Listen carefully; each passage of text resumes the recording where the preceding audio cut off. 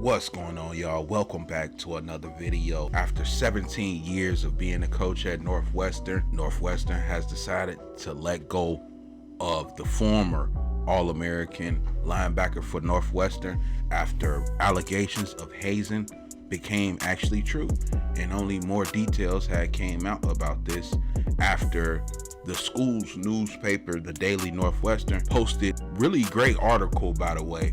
I encourage you guys to read it all, about some former players described racism in the environment in the football program at Northwestern. Some complaints were filed in November about hazing that was going on to the underclassmen, and this hazing called running, quotations running, where they take if the underclassmen do something wrong, show up for late for practice, or whatever the case may be, he goes to running.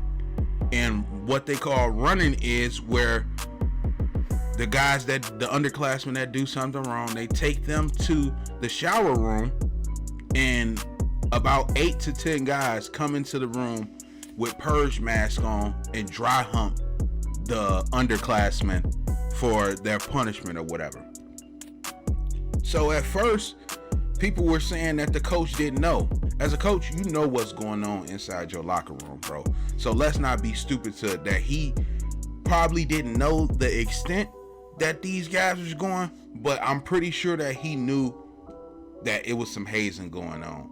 So at first, they decided to give him a 2-week suspension, and then, like I said, they dropped this article, and as of Monday night, he is no longer the coach.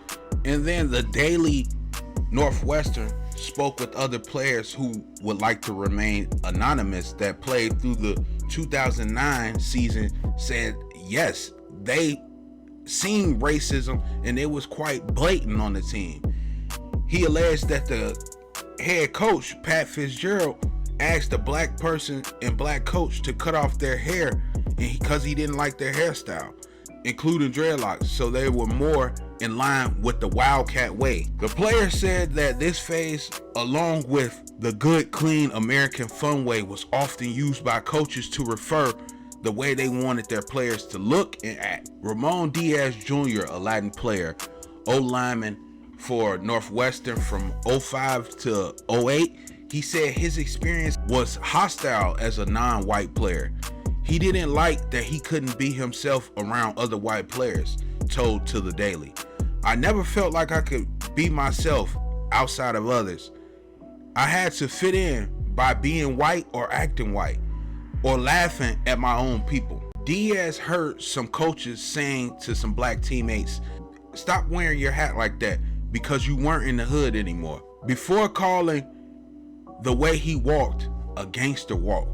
He also said he once heard a player tell another black player to show me how monkeys act. Your blackness wasn't allowed to shine through the team, whether it was how you carried yourself all the way down to your hair, the first anonymous player said. The second anonymous player added that he often felt like the team was segregated by race. He said the defensive side was often played by black players while the offensive side was majority white. A lot of players ended up transferring on the offensive side of the ball that were black because they were racially segregated team, he said. Diaz also agreed with what the other players were saying. He said absolutely felt like at times the team was segregated, especially on the offensive line. By the end of his playing time, Diaz felt completely lost from his teammates and felt like he didn't fit in because he wasn't white.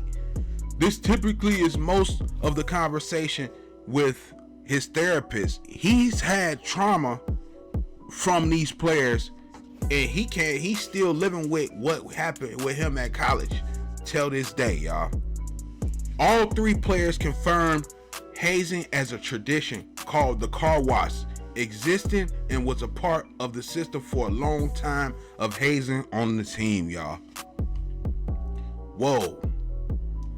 Shout out to the school newspaper, the Daily Northwestern, on this article coming out. This is literally an episode of All American, y'all. I swear to God. Like, Hearing this at first, I'm not gonna lie, like, that's what goes on in football culture, y'all. Like, whether we like to say it or not, like, for real football players, y'all know what's going on in the locker room. You know what I'm saying? It get a little weird, I'm not gonna lie.